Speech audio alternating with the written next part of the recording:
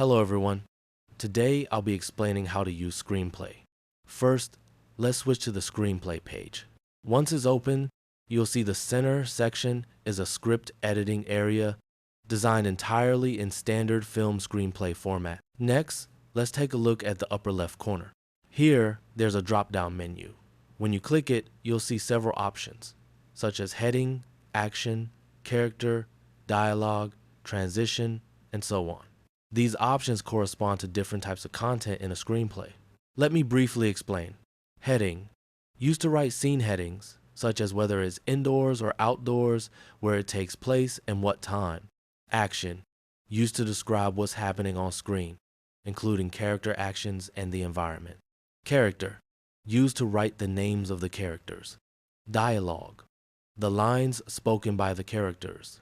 Transition, used for transitions like cut to, indicating changes between shots.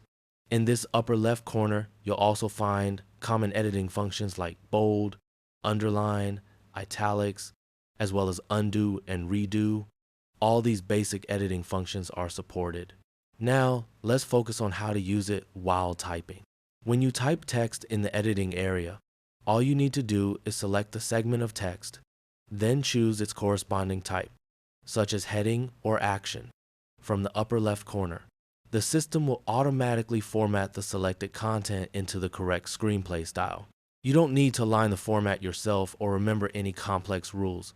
Just pick the appropriate paragraph type and the style will be corrected automatically.